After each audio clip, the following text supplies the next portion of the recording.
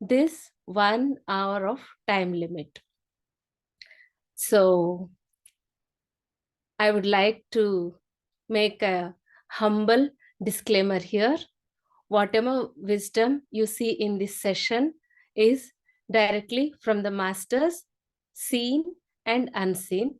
And in case if you see something which is not fitting in your perspective, then it is coming out of my own perception, and I seek forgiveness before starting this session.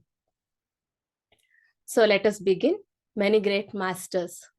With this, our famous shloka, Guru Brahma, Guru Vishnu, Guru Devo Maheshwara, Guru Sakshat Parabrahma, Tasmai Shri Gurave Namaha. Means a Guru himself is everything for anyone, because we have understood ourselves only due to the knowledge shared by their love and kindness. So, Guru means one who removes the darkness. So, Guru is the one who can enlighten us. The true relationship between the Guru and oneself is like Krishna and Arjuna in the Bhagavad Gita. As Krishna is a charioteer, the driver, and a divine friend and counselor to Arjuna on the battlefield, so is the Guru who guides us through the battlefields of life to higher consciousness. The Guru is someone to hang out with on our inner journey, like an imaginary friend in your mind sometimes. Not quite as close as our own self, but not distant either. You can feel his presence continuously.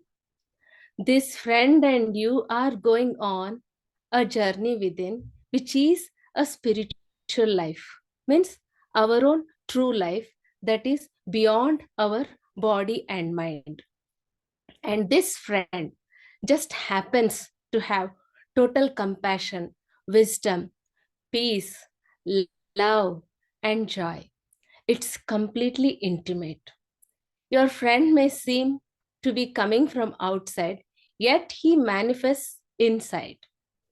So the Guru is not always external, and it may not be necessary for you to meet your Guru on the physical plane.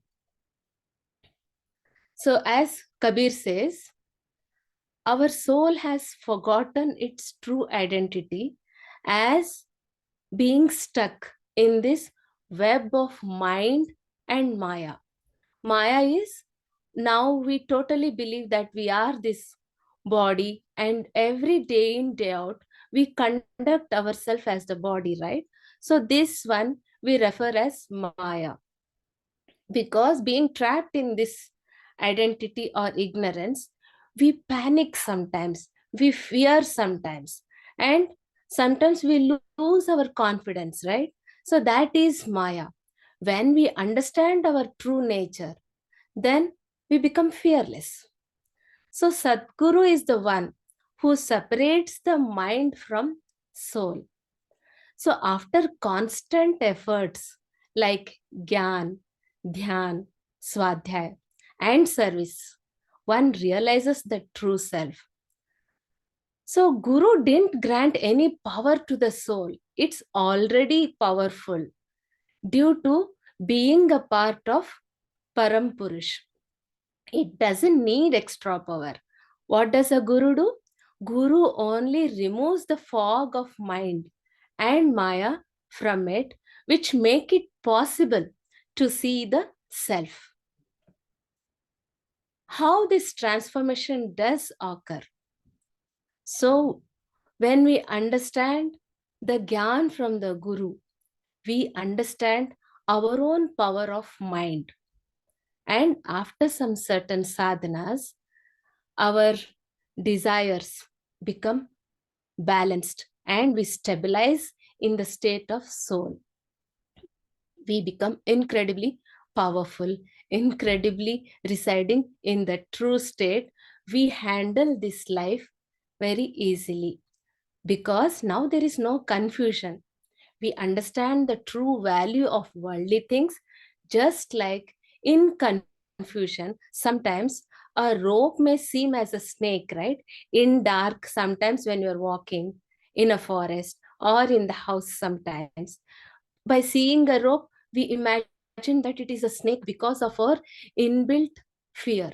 So when we gain knowledge, so in the light of Guru's wisdom, we see and recognize that it's just a rope. It is not a snake. So all our confusions evaporate. Then even if you want to feel fear, you won't be able to fear because now you got the knowledge, right? That's not a snake anymore. It's after all a rope. There's only a bliss of self after realization. So here I would like to quote Kabir's famous poem, where Guru and God come in front of him at the same time.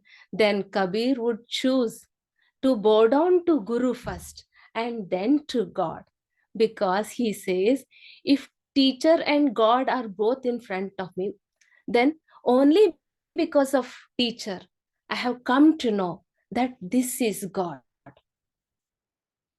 So he wants to bow down to the Guru first. So who is a true Guru?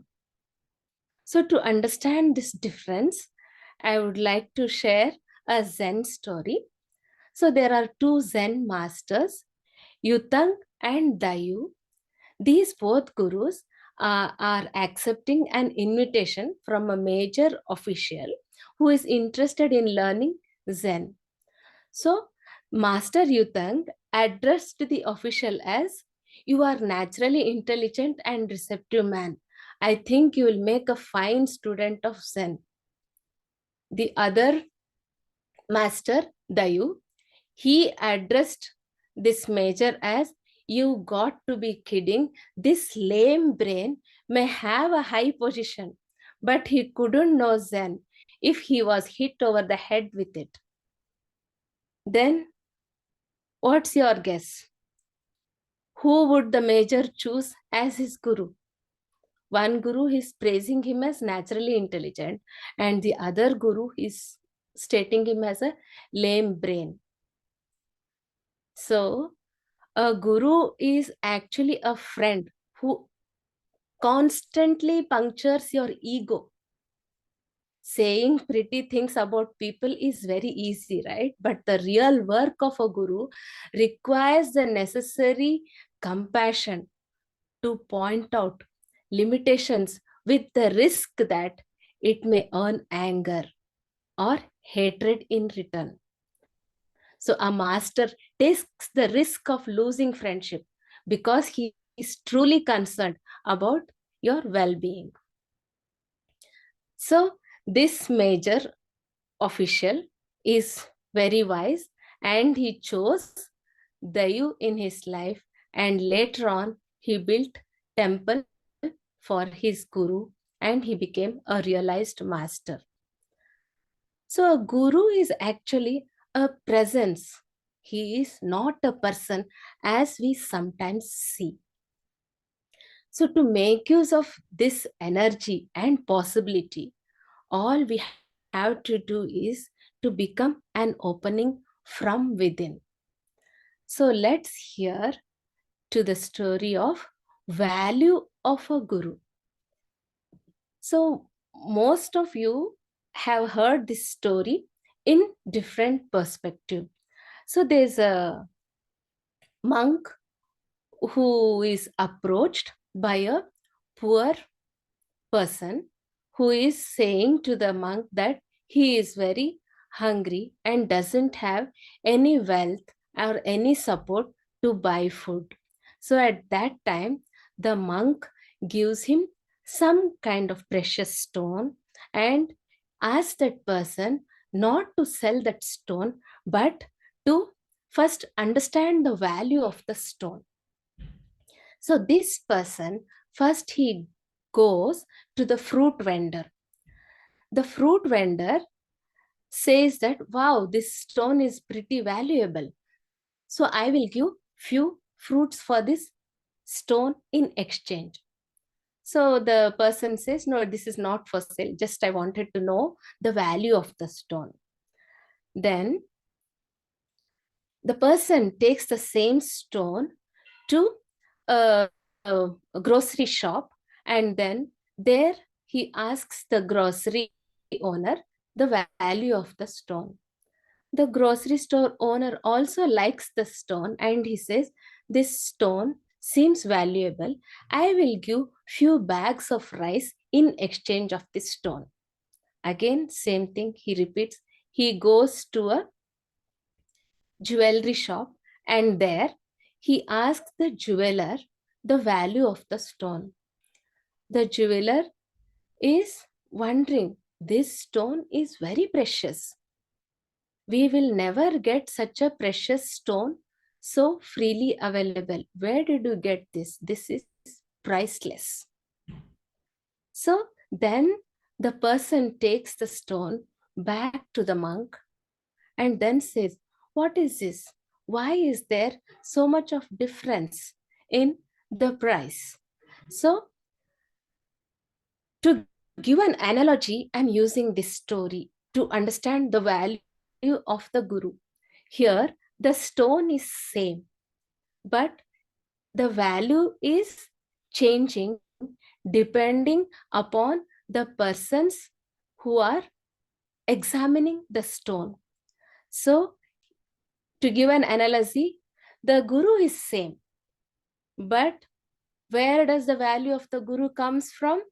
It is coming from the preparedness and the wisdom already present in the disciples. So if the disciple is very knowledgeable, then he understands that guru is priceless. So those who are not that advanced in their wisdom, they don't understand the value of the guru. So let us now take some examples of the great gurus who have walked on this earth, and few gurus who are still gracing this earth with their presence. So I would like to start with lesser known or lesser talked gurus. So, or yeah, I don't know, like you might have heard this guru more often, whereas for me, I am learning about them in the process. I never knew the importance of Lord Dattatreya till I started researching for this subject. So let us discuss about Lord Dattatreya. Once King Yadu, who was walking through the forest, happened to meet some person, kind of like wandering monk in the forest. As the King Yadu spotted this person in the forest, he couldn't continue his journey. He got down from the chariot and met this monk, Lord Dattatreya himself, and asked Lord Dattatreya that your face is so serene and peaceful. Please tell me, what is that which is making you so serene and peaceful? Unlike that, you don't have anything, no palace, no good dressing, and nothing. But you are more joyful, like not like me, who is worrying always. So at that time, Lord Dattatreya says that he is constantly contented and he is in the bliss of the self constantly. So just to understand, let us see the birth of Lord Dattatreya. This is also quite famous story, most of you know. Sage Atri and Anasuya. What is the meaning of Anasuya? Just out of curiosity, I researched. Asuya means jealousy. Anasuya means who has won over jealousy. So, Lord Dattatraya's parents are very pious and already at a very high level of sadhana. So, Atri has gone to take bath in the river. At that time, three monks come to beg food from Anasuya. Why?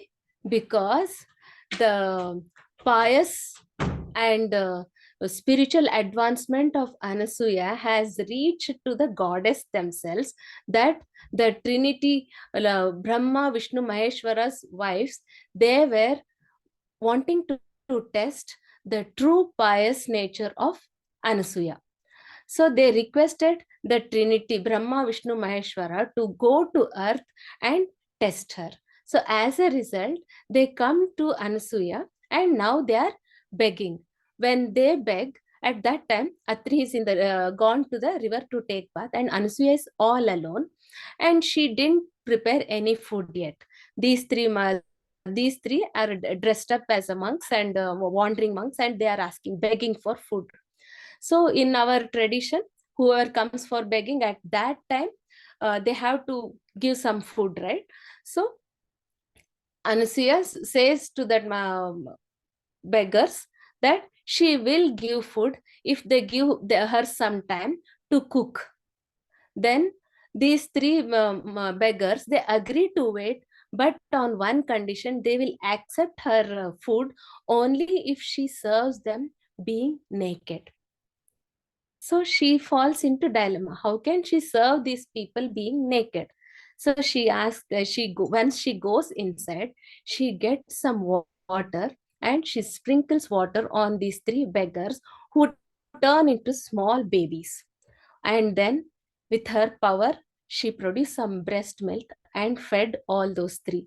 So their condition was satisfied and her dharma was fulfilled.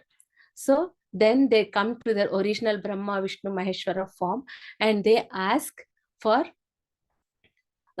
she can ask for some boon. At that time, Anasuya says she wants them to be born as her child. So all the three are entering into her womb, as a result of which Dattatreya initially had 3 heads, and then in the earth, to survive, then Atri has condensed that head into single head, and then he was wandering on the banks of river Narmada.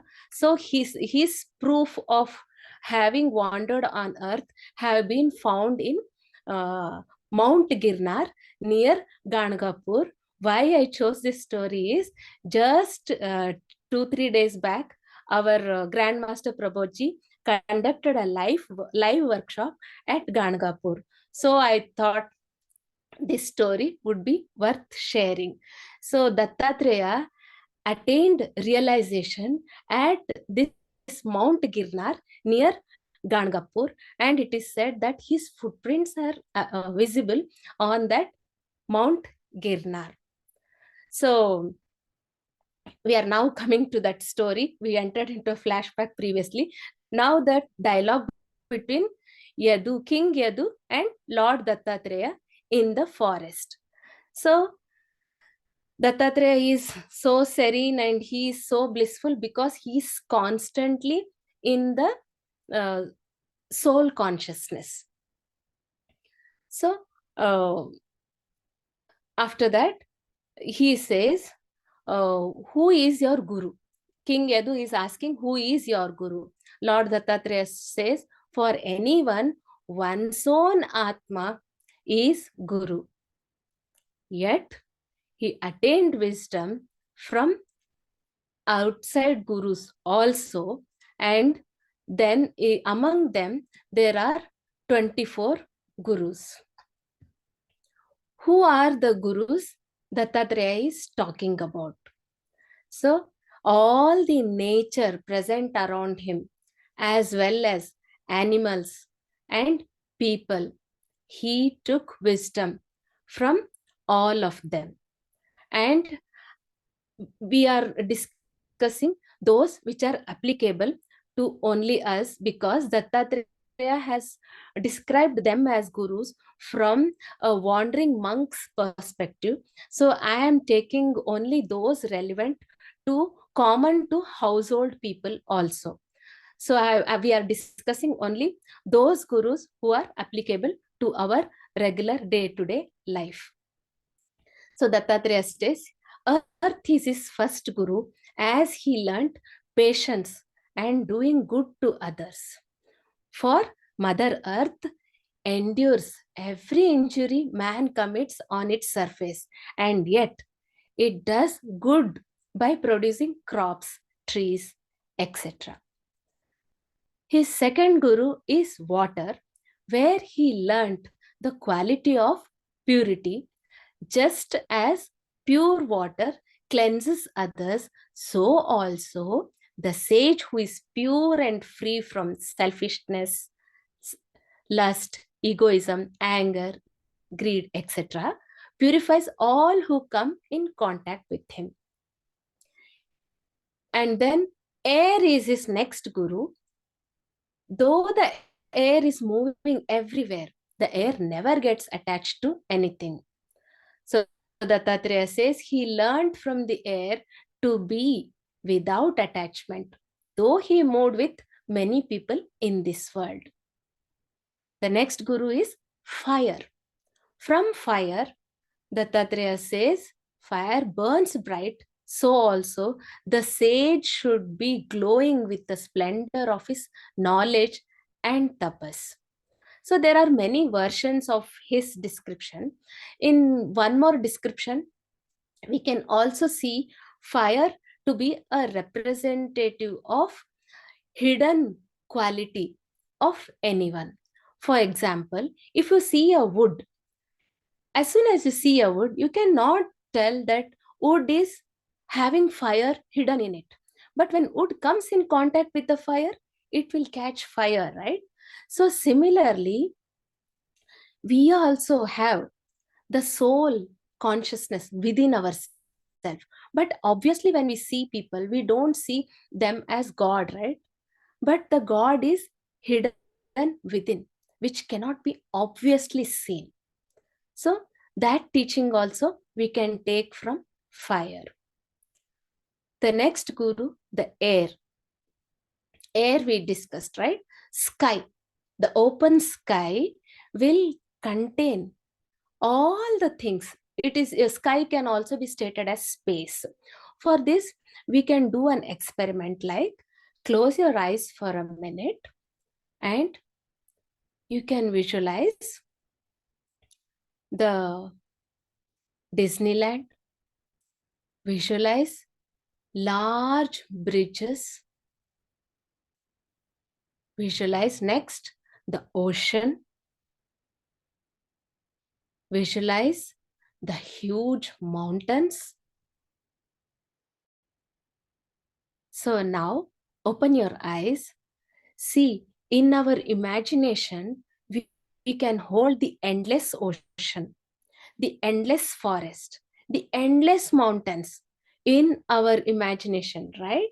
So Dattatreya is comparing that space is containing whatever is you are finding on this earth. Similarly, that is there in our imagination. Our own power is such that in that it is containing infinite wisdom, and it can contain infinite things in it. And as a result, we can see, right, people are continuously finding so many new things. So it is coming from that vision and visualization. So the next guru is the moon. The moon in itself is complete, but it seems to be going through the phases, and on a no moon day, you don't see the moon at all, right? Does that mean the moon is not there? It is not, we are not able to see the moon because of the shadow of the earth. Similarly, we have Atman within ourselves, But right now we are not experiencing Atman. Not that Atman is not there. It is obscured by our limited mind identifications. Then next, once Dattatreya saw the pigeon and some hunter, he spread a net to catch hold of the pigeons. When the baby pigeons were caught in that net, the mother pigeon was very attached to the child, that the mother pigeon also did not care for her life and she fell into the net and was caught. The male pigeon was attached to the female pigeon and the male pigeon also jumped into the net. So from this, he learned that attachment is the cause of our bondage. The next teacher is python. The python doesn't move here and there for food. When the food comes nearby, it swallows and lays contented for many, many days. So he says he learned the art of being contented from the python. Then next guru is ocean. What does this ocean teach? The ocean remains unmoved even though hundreds of rivers fall into it. So also the wise man should remain unmoved among all sorts of difficulties and troubles, staying in that soul consciousness. And bees collect honey with great trouble, right? But once they have gathered the honey with so much of difficulty, a honey gatherer comes and takes the honey easily. Even so, some people hoard up wealth and other things with great difficulty, but they have to leave them once for all and depart when the Lord of Death takes hold of them, right? From this, he understood not to hoard on to useless things. And the lesson a fish teaches is, how do people catch fish? They show a bait into that water, and then to eat that bait, the fish gets trapped, right? Like that, the man who is greedy for pleasures are like the baits which are catching us whole and eating up our life energies. So the man who is greedy of pleasures, who allows his senses to overpower him, loses independence and easily gets ruined.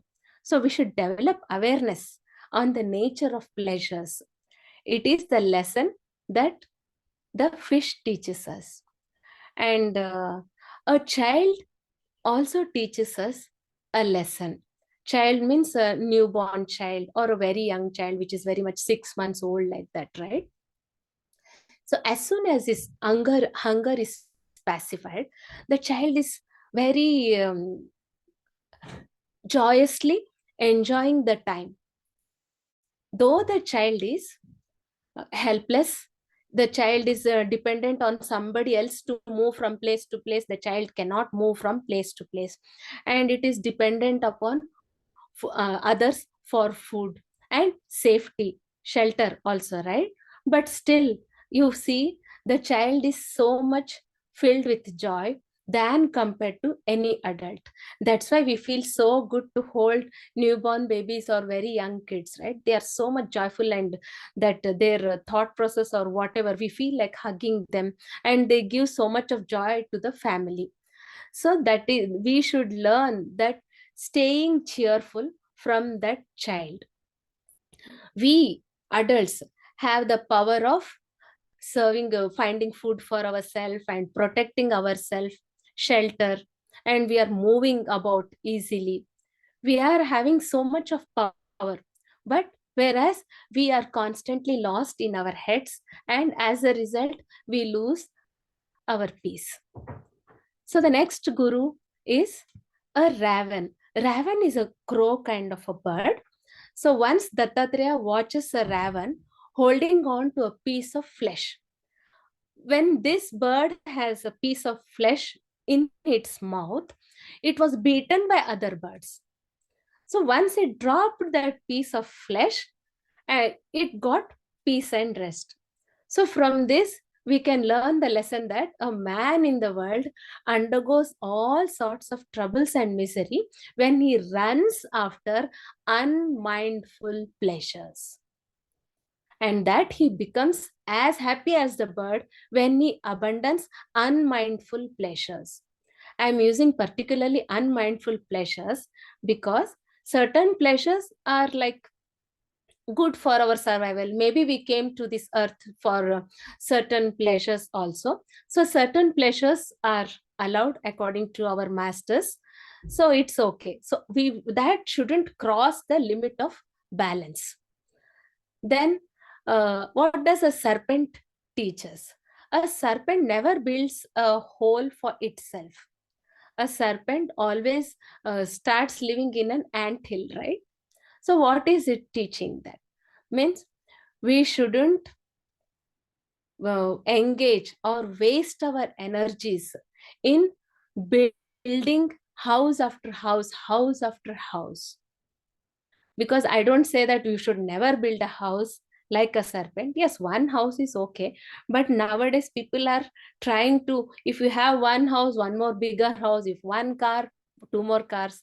So we are it is ending up in an endless loop.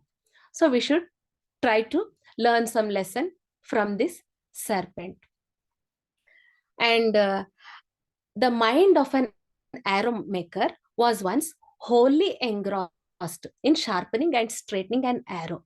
While he was thus engaged, a king passed by before his shop with all his soldiers. After some time, a man came to this artisan and asked him whether the king passed by his shop. The artisan replied that he did not notice anything. The fact is that the artisan's mind was solely absorbed in his work and he did not know what was passing before his shop. So, from that, we can learn from the artisan the quality of intense concentration of mind. Because why do we panic in life? We concentrate on the outside rather than concentrating on the power we have from inside. So we are not concentrating on the power within, and we become fear, and we also end up in miseries and suffering. And one more example is what an eagle teaches us. Usually all the birds, when it is raining, they take shelter in somewhere caves, under heavy bushes of the trees like that. But whereas the eagle flies higher than the clouds that contain rain to save itself from the rain. So when we are also trapped in miseries and suffering, we should learn the technique of flying high above and moving ourselves above that suffering and watching ourselves as that supreme power. So with this few examples, I would like to say that everywhere, if we are very much alert enough, each and every person is a master or a guru for us. Some people teach us or inspire us how to be. Some people teach us or inspire us how not to be. So both are great teachers for us, right? So with this, I would like to give some more examples of gurus who have personally inspired me from in my journey. So Buddha, what does Buddha say? Breath is your guru, or Appo Deepo Bhava, right? Like our own breath is our guru and our own knowledge is our guru, right? The greatest gift is to give people enlightenment. And once the enlightenment is there, sharing it is the greatest act. So what we are today comes from our thoughts of yesterday and our present thoughts build our life tomorrow. Our life is the creation of our mind. So here, yad bhavam tad bhavati. This was preached by Buddha also. So next teaching of Buddha is everyone should work out their own salvation, never depend on others. Here we can just to quote an example, though Arjuna was with Krishna, he fell into confusion, right? So why did that happen? Because again, Arjuna also needs to do that sadhana to work out his own salvation. So all our karmas and all our ignorance, we need to wash off and finish off all our karmas. We have to work out on our own self. You yourself, as much as anybody in the entire universe, deserve your love and affection. So, and then people with opinions just go around bothering each other. So, what is about opinions? When we have opinions, especially negative opinions, they make us restless, right? For example, I am having some trouble and I blame this cause of trouble as somebody else.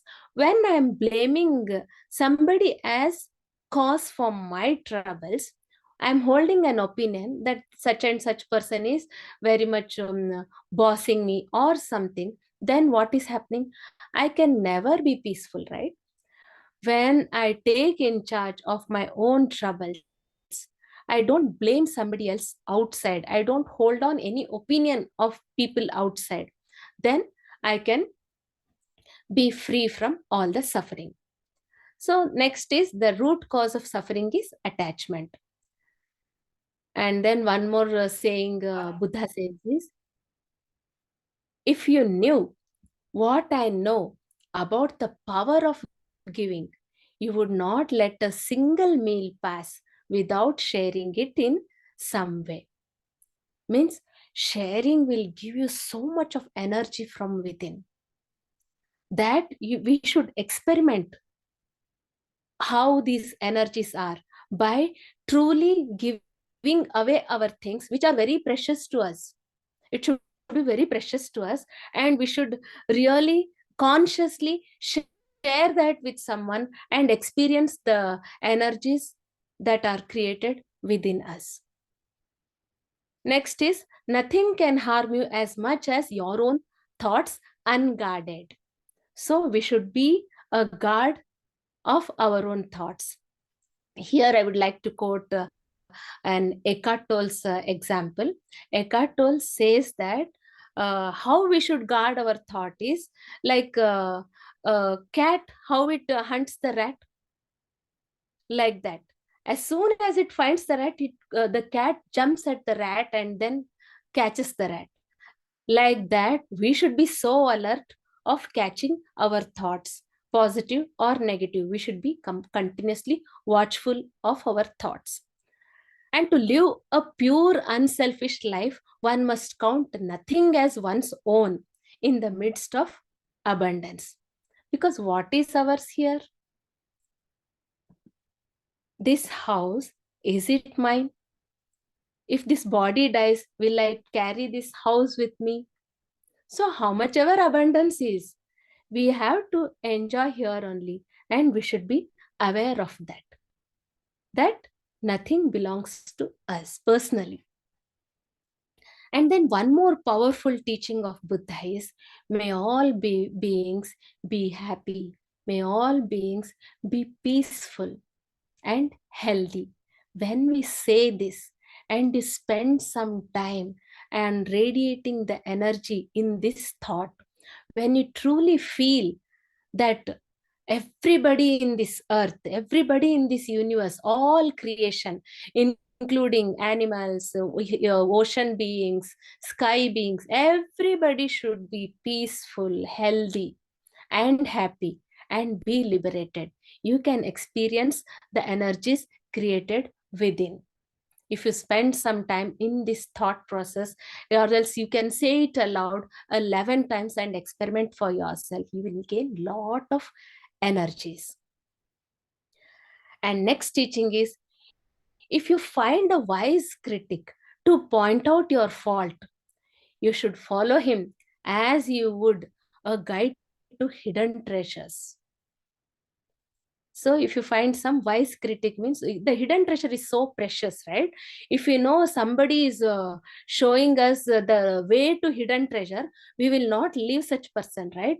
So anybody is pointing out our faults, we should catch hold of that person, like as if he's showing us a hidden treasure that will uplift us. So every human being is the author of his own health or disease. So the next few teachings we would like to discuss is the teachings of Jain monks, or teachings of Mahavir Bhagwan. Some teachings like ahimsa, satya, truth, and not stealing, and they stress too much on brahmacharya or non-possessiveness. So the teachings of Jains that touched me more is Mahavir says that, Bhagwan Mahavir says that our mind is always in constant concentration, right? Anytime if you observe your mind is occupied in doing something. That doing something, we are telling us the mind is concentrated in something. Either it may be thinking of its day-to-day routine life, or past, or future. So the mind is constantly in some kind of focus, right? So like that, Mahavir Bhagwan has divided this into 4 broad categories. So those 4 broad categories are, first one is Artha Dhyan. Dhyan is focus. Artha Dhyan means wherein the mind is thinking of its own negativities, and the mind is blaming its own self. If a person is blaming himself, he is spending his time in guilt, shame, negativities, and it is causing harm to one's own self, right? This kind of mind is called to be in Artha Dhyan. The second type of focus is Raudra Dhyan. In Raudra Dhyan, what happens? The mind blames on others and is targeting to punish others. Such a mind sometimes may be dangerous to others also. So such a type of mind which is spending its time in concentrating on punishing others, blaming others, that kind of dhyan is called as Raudra Dhyan. The third type of dhyan is Dharma Dhyan. Means these minds are a little bit moved ahead, wherein the mind is now thinking that, oh, this is right, this is wrong, let me do good things, let me accumulate good karma. By doing good activities, we'll accumulate good karma, right? So such a kind of mind is focused on doing good activities, which will discriminate from bad activities. So this is called as Dharma Dhyan. The fourth type of concentration or dhyan is Shukla Dhyan. Shukla Dhyan, when does it happen?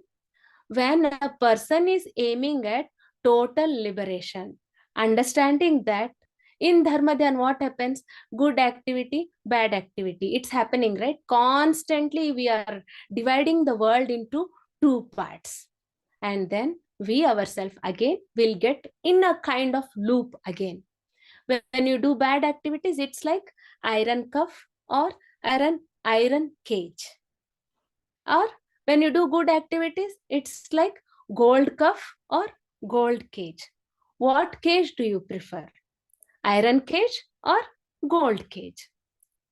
So a person who understands this knowledge, who wants total liberation, that kind of a person would spend his time in concentrating his mind on soul consciousness, in merging into that supreme self. That kind of concentration is called as Shukla Dhyan. And then we move on to a few best teachings of Sadguru Jaggi Vasudev. He says, Constantly, every moment, we should remember that we are mortal. Any moment, this body may go away. Someone needs to mute. Aquarius age అంటూ ఉన్నాము. అందుకనే మనకు బ్రహ్మర్షి పితామహ పత్రి గారు మహిళా ధ్యాన మహాచక్రం అనేది ఏర్పాటు చేయడం అనేది జరిగింది. స్త్రీలకు అంత పెద్ద పీట వేస్తూ ఉన్నారు, అంత ఇంపార్టెన్స్ ఇస్తూ ఉన్నారు. చూడండి, somebody needs to mute everybody. స్త్రీ అయితే ఇంటికి దీపం ఇల్లాలు అంటూ ఉన్నారు. స్త్రీ ధ్యానం చేస్తే, the host, can you mute others? ధ్యానం చేసిన ప్రతి స్త్రీ ప్రతి కుటుంబాన్ని ధ్యానులుగా మారాలి అని చేస్తూ చాలా ఎక్కువగా త్వరగా కూడా మేనిఫెస్ట్ అవుతూ ఉంటుంది. కానీ పురుషులు ధ్యానం చేసుకున్నారంటే వాళ్ళకి మాత్రమే చేసుకుని వెళ్ళిపోతూ ఉంటారు. లేదని చెప్పేసి నేను ఇంతే అనుకునేసి వెళ్ళిపోతూ ఉంటారు. కానీ host, can you please convey the message or can you mute everybody? పది చేయాలమ్మా, ఇటువంటి చేయాలని చెప్పేసి అలా పంచడం అనే గుణం. Okay, I will continue anyway. Let it overlap. So few teachings are mind your thoughts. So let me connect to Sumant. అసలు ఈ ప్రాబ్లమ్స్ ఉండవండి. ఫైబ్రాయిడ్స్ కావచ్చు, పిసిఓడి ప్రాబ్లమ్స్ ఏవి ఉండవు. ఎందుకు? అది అలిగింది కాబట్టే మనకు ఆ ప్రాబ్లమ్స్ వస్తూ ఉన్నాయి. ఎప్పుడైతే ధ్యానంలో మనం కూర్చొనేసి ఫస్ట్ శరీరాన్ని అనుభూతి చెంది శరీర భాగాలను మనం I'll connect to Sumant. Yeah, he muted. యుగ యుగాలుగా జరిగిన సరికాని విధానం మనస్త్రంతో దీంతో ఎప్పుడైతే స్త్రీ తన స్థితిలో తన అంగీకరించుకొని, ఏమంటారు, రాజ్యానికి సింహాసనంలో రాజు ఉండాలి అంటుంటారు కదా. రాజు ఎక్కడికో వెళ్ళిపోతే, రాజు లేకుండా వెళ్ళిపోతే అందరూ ఎవరెవరో రాజ్యాన్ని ఆక్రమించుకోవాలని చూస్తూ ఉంటారు. స్త్రీ తన సింహాసనం మీద కనిపించుకోవాలండి, తన సామ్రాజ్యం. సుమంత్ గారు, మీరు మ్యూట్ కొట్టాలండి, అది ఎంపవర్మెంట్ అంటుంటారు. తన సాధికారతను తన సాధించుకున్నా తన సింహాసనం మీద తన కూర్చుంటుందండి. ఇది ఎక్కడో బయట కూర్చోవడం, అదేదో పెద్ద పీట.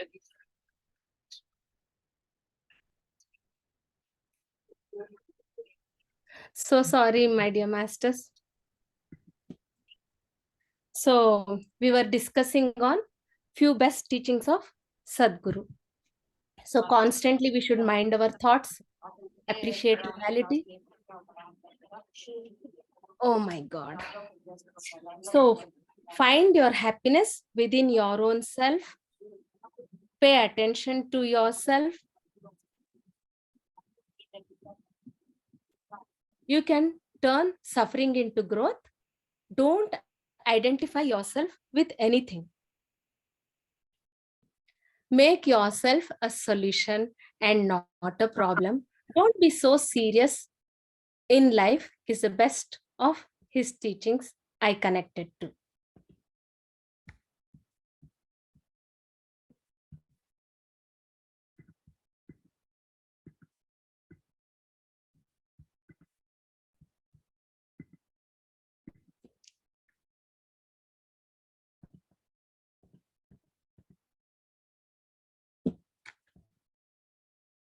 So next we are discussing about Vemana. Vemana is a poet who lived in Andhra Pradesh.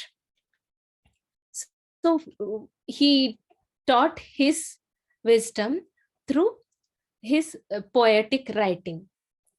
So some of his teachings are very powerful that touched me. The whole world is my house and I am the world. If you are in search of reality or truth, there are not any mantras or tantras to attain salvation. This whole universe is God. The power is itself Goddess. Both are staying in your body happily. God is love and peace. If you want to see them, we need to serve the Jeev Rashi like human beings, beast creatures, and all other pranis the same. So when you keep that in your mind, that treating everything as one, then your service becomes very great. So in this universe, everything is a personification of God. Man is not happy due to selfishness, self-deception, and due to self-deception and due to indifference to the truth. Only that man is a living man who feels the suffering of his fellow men as his own. Means anybody who is suffering, we try to reach them out. And when such a man living meditates upon the meaning of this life and the life hereafter, he becomes a supreme human being. So one more teaching that life of Vemana taught me is, I used to be very judgmental about so many things, like whatever, like we say, right, some addictions to alcohol or some things, right? But when I came to know about the life of Vemana in his starting stages of youth, he is addicted to a prostitute. So, but later on, an incident turns him inward. The death of his brother's child, and also his sister-in-law gives a nose ring, because he's selling all the properties because to give it to the prostitute, that there was no wealth left in the house. At that moment, his sister-in-law gives a nose ring, and when this nose ring the prostitute wears, he sees her like a skeleton. That prostitute looks like a skeleton. At that moment, he leaves her, and then he walks into the path of self-realization from then onwards. Then he has become a great guru on this earth. So from then onwards, whenever I become judgmental on somebody, then they say in Telugu, right, Kami gani vadu mokshagami kaledu, means everybody is in different stages of evolution. Because of that, we see the people's behavior in different ways. So that is why a person who is on the path of spiritual realization or self-realization should understand this wisdom and stop judging others. Love unconditionally. So this lesson I got from Vemana. And there is one more saint who is very similar to Vemana, Basvanna. Unlike Vemana, Basvanna is married to two sisters. And he was living on this earth somewhere during 5th century. He was one of the earliest person to have recognized that caste discrimination is evil. So he treated that lower caste people equally. The lower caste people, when they were not allowed in the temple, they were like very much disappointed, and they were having a very disappointed life, right? So he gave something to put on his neck, put on everyone's neck, so that it is like they having God within themselves, and they do ritualistic prayers so that they feel connected to that God. In this way, for low caste people, he taught cleanliness and how to worship everything as God. Like that, he tried to uplift. And due to time limit, I'm just skipping certain things and directly jumping to our next inspirational person, Patriji sir. Patriji sir, what I learned means that there are so many videos available, and everybody can visit there and get some knowledge. But according to me, from my view, what inspired me for Patriji's lifestyle is, in one video, I saw him, uh, a village school master who is teaching meditation to the school students. To that person, Patriji is like, he is petting that person so affectionately with two cheeks. He's doing like this, and he's telling, where were you? Why didn't you come and teach me in my childhood days? I had to wait for so many days to come into meditation. So these kids are so lucky to have you in their life. So he's so much praising that schoolmaster, and that affection touched me so much. And he's hugging that village school teacher, like that action shows of so much of unconditional love to that master. That initiated that inspired me a lot. So there are many stories, but I would like to cover his most important inspiring concept called as Baba concept. So Baba concept is, these 5 fingers are there, right? In these 5 fingers, the little finger is the physical body. The physical body is obtained from the physical parents and the earth elements. Physical body is the minimal part of the totality of ourself. That is why it is represented by the little finger. When we were a small kid, we used to say, teacher, like this, right? And we used to show the little finger to indicate the nature's call. So this physical body is the nature's thing. So this little. So next, the mind. This index, this ring finger indicates the mind. When 2 hearts and 2 minds meet and vibrate at the same frequency, there is a marriage affected. And rings are exchanged on the ring finger, not on any other finger. The mind is obtained from the indoctrination of the society. Sir, chana disturbance, sir.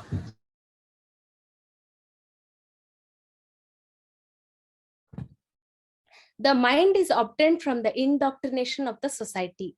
If we grew up in a Hindu family, we will have a Hindu mind. If we are born and brought up in a Christian family, we will be a Christian mind. And so on and so forth. Further, the ring finger is much bigger than the little finger. The indication is that the mind is so much more important than the physical body. The mind is, in fact, the total controller of the physical body. The ring finger represents the mind. Then this middle finger, the intelligence, it represents the intelligent self. Differentiates between good and bad, truth and untruth, right and wrong, correct and incorrect, proprietary and improprietary, beautiful and ugly, irrespective of the society factors. Whereas the mind is automatically prejudiced, the intelligence is a little prejudiced and a little more unbiased. The intelligence is the sum total, distillate of all the experiences of a soul, encompassing all its karmas in all its different lifetime existences. So experiences from all our previous lifetimes become the source nucleus of present intelligence. The intelligence is the end result of the totality of the soul's heaven time and earth time history. We do observe that the middle finger is bigger than the ring finger. The intelligence is far greater than the mind. The totality of all life's experience is far greater than this particular life's experience, this particular society's general thinking. The middle finger represents the intelligence. Then this index finger, when we point out somebody, we use the index finger, not any other finger. In fact, we are not just our physical body, we are not just our mind, we are not just our intelligence, we are the Atma, the soul, the self. Atma is what most rightly we are. Atma is nothing but an eternal speck of consciousness and energy and wisdom. The individual self is otherwise called as Jivatma. The index finger represents the individual self. Then the source origin of individual self is the cosmic self. We are all different from each other in physical bodies, minds, and the intelligence. However, we have the same Atmic source and we are all one at the level of Brahmatma. The source origin, infinite self of the infinite number of individual selves is called as the cosmic self. The source origin, infinite self, is otherwise called as Brahmatma or Sarva Bhutatma. The greatest of all great truth states, Mamatma Sarva Bhutatma. My individual self is the cosmic self common to all beings. Victory is ever indicated by the thumb finger. The cosmic self is represented by the thumb finger. So the Baba Mudra, how do we hold? Has a ring finger and the middle finger folded by the thumb finger. The two fingers that are not touched are the little finger and the index finger. The significance is that there is no need to tamper with the physical body in our spiritual endeavor. We should never trouble the physical body, never, according to Patriji. The physical body in itself is absolutely glorious and wonderful and is a pinnacle achievement of the nature, which is guided by the nature spirits. No need to practice difficult Hatha Yoga Kriyas, no need of impossible Shirsasana. The second finger, ring finger, that is mind, however, must be controlled. The mind must be thoroughly disciplined and should be totally rectified.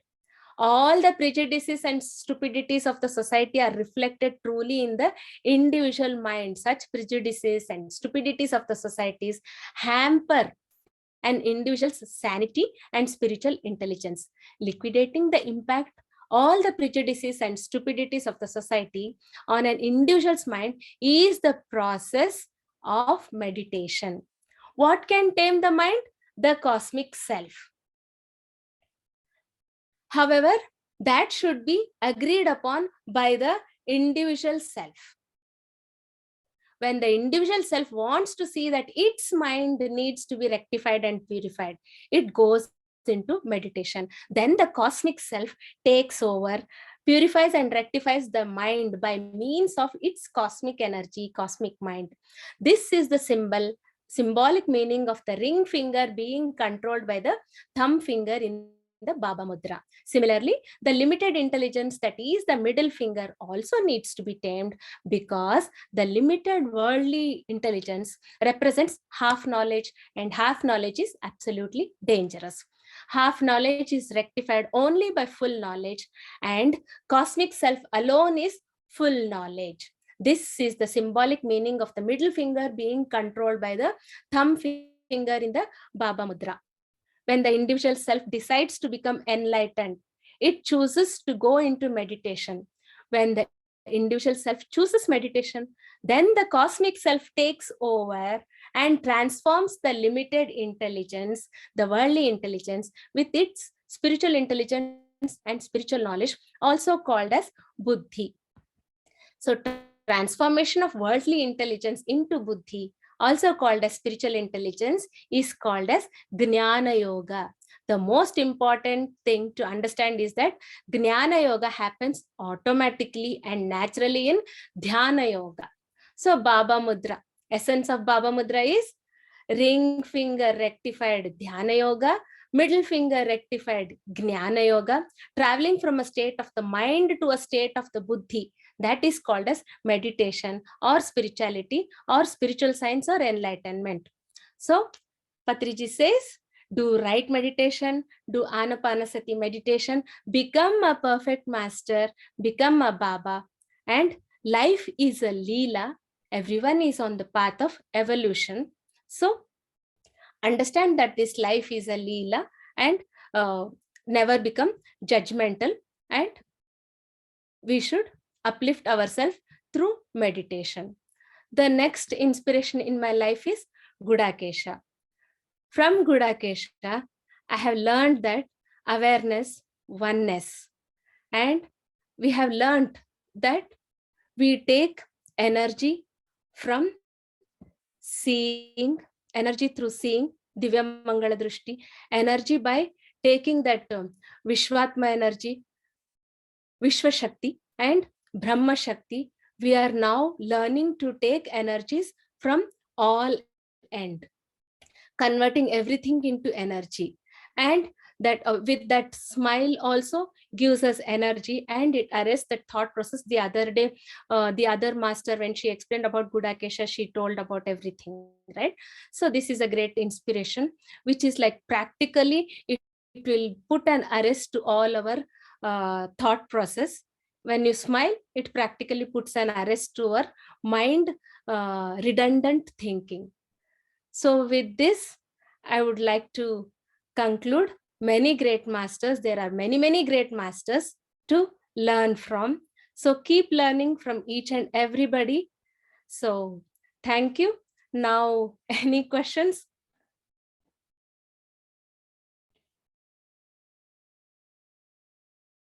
So if there are no questions, anyway, we are running out of time. Yes, Master. Yes, Master. You can unmute yourself. Unmute yourself, Sarojini Master. Namaste, Bharathi Madam. Namaste, Master. Wonderful All your wisdom. grace. All Yes. your grace. I enjoyed a lot Thank you by so listening much. to you. Thank you. For so many masters, so much wisdom you have given. Certainly an enjoyment. Yes, thank you for all the wisdom. Thank you so much, Master. So Vindhya Niranjan, if you have anything, you can talk, ma'am. Yes, thank you so much. Thank you so much, madam. It was a wonderful knowledge. Actually, I'm on the way to Shimoga. Attended Ganga workshop. Just I was thinking about the Dattatreya Guru. I just wanted more knowledge about him. Thank you so much. Thank you so much. Thank you so much. Thank you. So, Master, keep learning. Bharti ji, thank you so much. I learned very nicely about the Baba concept. I didn't know about that. Yeah, I had so many other things, but suddenly we got into disturbance mode, and Now few also things. there's so much of disturbance. Yeah. It's fine, Masters. We'll conclude. So we will see you tomorrow. Thank you so much. Our heartfelt gratitude to Pitamaha Patriji, Grandmaster Prabodhji, and to you all the masters. Thank you so much. We'll see you tomorrow.